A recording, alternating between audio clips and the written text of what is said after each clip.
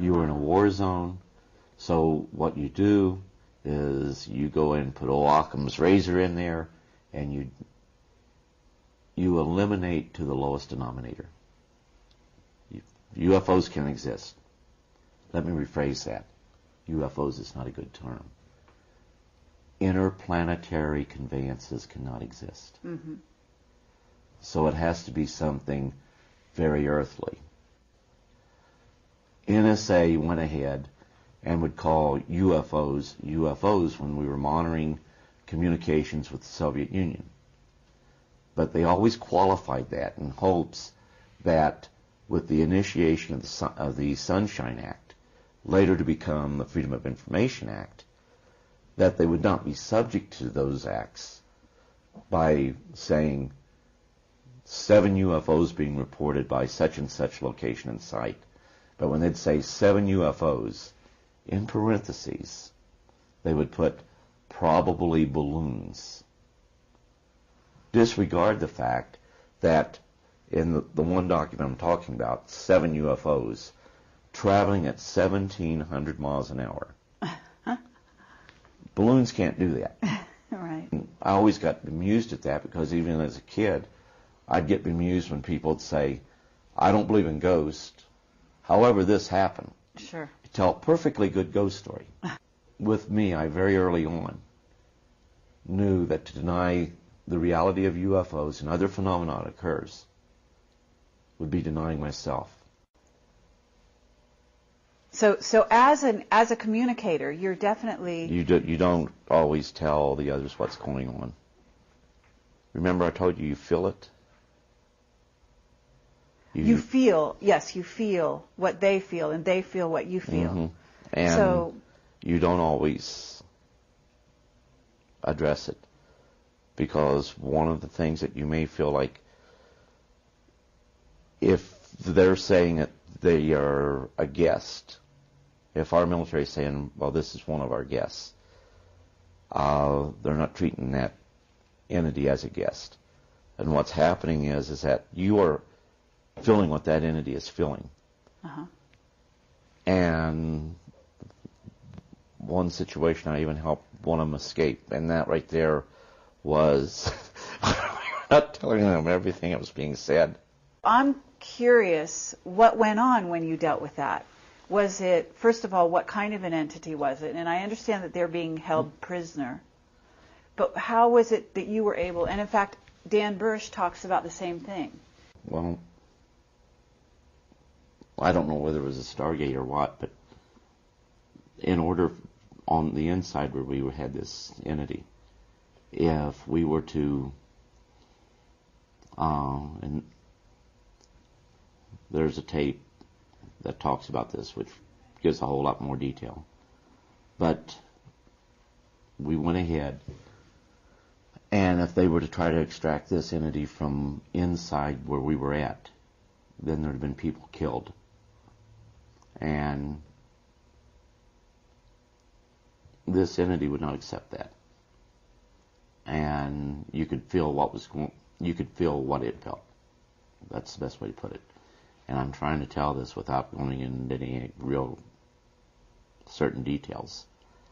But I convinced the person that I always called the Colonel, and all throughout that's what I always called him.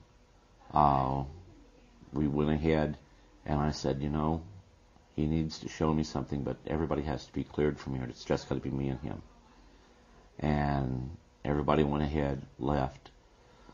There was one Spec 5 that stayed there to help me, and I said, we've got to cut this screen fence back here, or the storm fence, and we can get in trouble for that. I says, yeah, I know, that's why I'm asking you to just drop off the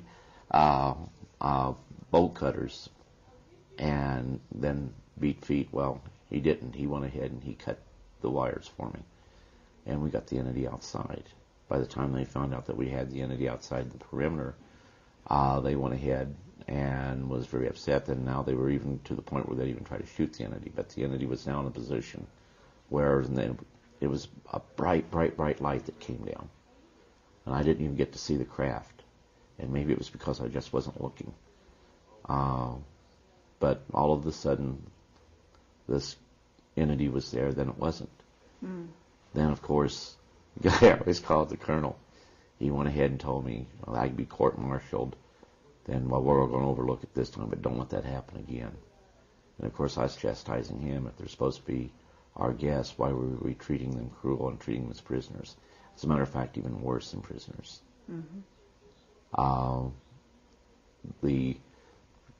I've never seen either movie of the Manchurian Candidate. Okay. And the one thing that we had identified by the time I got out, 57 different species. And they were affectionately called the Heinz 57. I understand there's some phrase in one of those movies about that.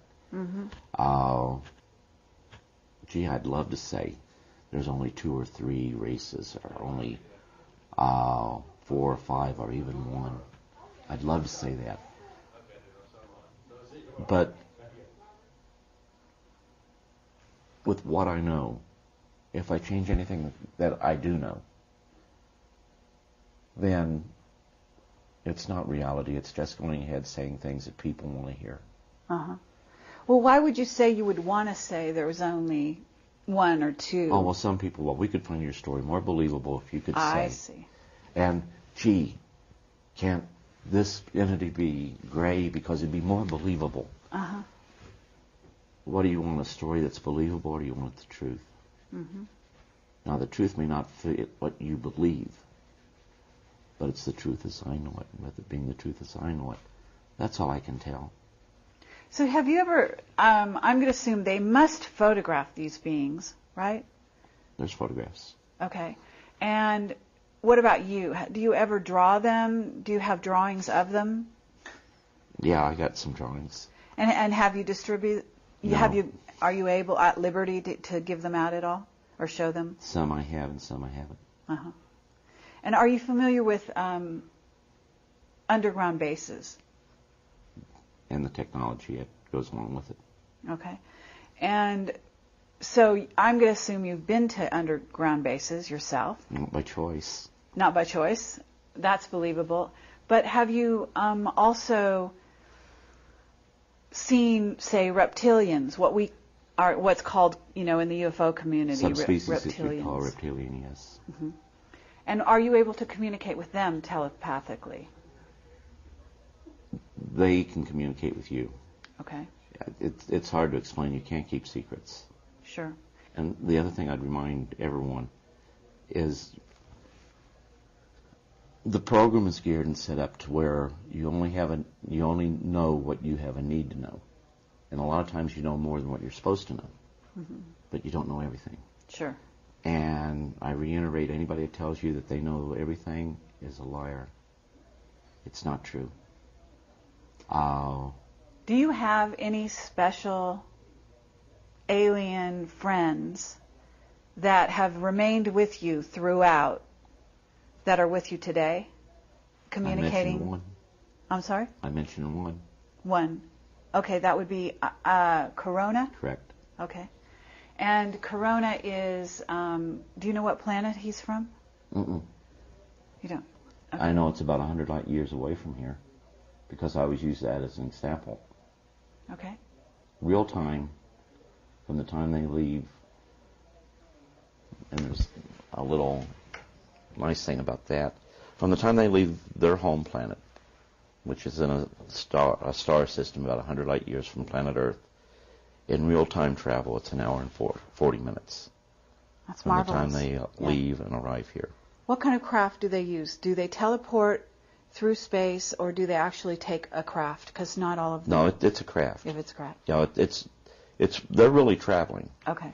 But it's through a traversable, what we call a traversable wormhole. Now, have you ever gone with them? To the best of my knowledge, no. And the reason I state that, I can remember seeing the stars, that I've never seen them like that anywhere on Earth. But to the best of my knowledge, no. So you don't have conscious memory, is what you mean? Right. Of these incidents, but you could have. Oh, well, there's been some things really scary that's happened.